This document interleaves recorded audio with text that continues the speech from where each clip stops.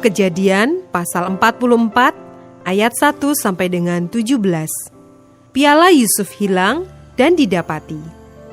Sesudah itu diperintahkannyalah kepada kepala rumahnya, isilah karung orang-orang itu dengan gandum, seberapa yang dapat dibawa mereka, dan letakkanlah uang masing-masing di dalam mulut karungnya.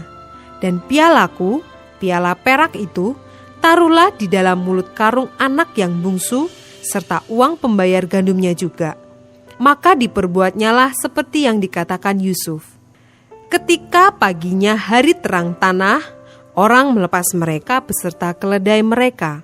Tetapi baru saja mereka keluar dari kota itu, belum lagi jauh jaraknya, berkatalah Yusuf kepada kepala rumahnya, "Bersiaplah, kejarlah orang-orang itu, dan apabila engkau sampai kepada mereka, katakanlah kepada mereka, mengapa kamu membalas yang baik dengan yang jahat?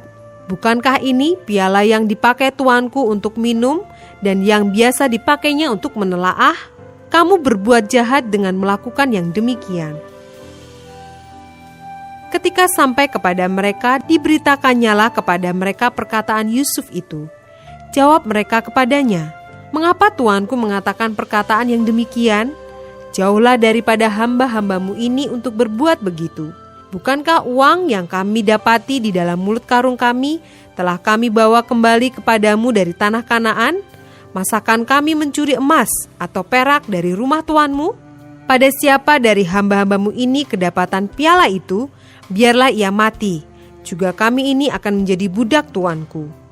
Sesudah itu berkatalah ia, "Ya, usulmu itu baik, tetapi pada siapa kedapatan piala itu, hanya dialah yang akan menjadi budakku, dan kamu yang lain itu akan bebas dari salah." Lalu segeralah mereka masing-masing menurunkan karungnya ke tanah dan masing-masing membuka karungnya. Dan kepala rumah itu memeriksanya dengan teliti. Ia mulai dengan yang sulung sampai kepada yang bungsu. Maka kedapatanlah piala itu dalam karung Benyamin. Lalu mereka mengoyakkan jubahnya dan masing-masing memuati keledainya, dan mereka kembali ke kota. Ketika Yehuda dan saudara-saudaranya sampai ke dalam rumah Yusuf, Yusuf masih ada di situ. Sujudlah mereka sampai ke tanah di depannya. Berkatalah Yusuf kepada mereka, "Perbuatan apakah yang kamu lakukan ini? Tidakkah kamu tahu bahwa seorang yang seperti aku ini pasti dapat menelaah?" Sesudah itu berkatalah Yehuda, "Apakah yang akan kami katakan kepada tuanku? Apakah yang akan kami jawab? Dan dengan apakah kami akan membenarkan diri kami? Allah telah memperlihatkan kesalahan hamba-hambamu ini. Maka kami ini, budak tuankulah kami, baik kami maupun orang pada siapa kedapatan piala itu." Tetapi jawabnya, "Jauhlah daripadaku untuk berbuat demikian. Pada siapa kedapatan piala itu, dialah yang akan menjadi budakku. Tetapi kamu ini pergilah kembali dengan selamat kepada ayahmu." Ayat 18 sampai dengan 34. Yehuda membela Benyamin. Lalu tampillah Yehuda mendekatinya dan berkata, "Mohon bicara tuanku, izinkanlah kiranya hambamu ini mengucapkan sepatah kata kepada tuanku, dan janganlah kiranya bangkit amarahmu terhadap hambamu ini, sebab tuanku adalah seperti Firaun sendiri. Tuanku telah bertanya kepada hamba-hambanya ini, 'Masih adakah ayah atau saudara kamu?' Dan kami menjawab, 'Tuanku, kami masih mempunyai ayah yang tua dan masih ada anaknya yang muda, yang lahir pada masa tuanya.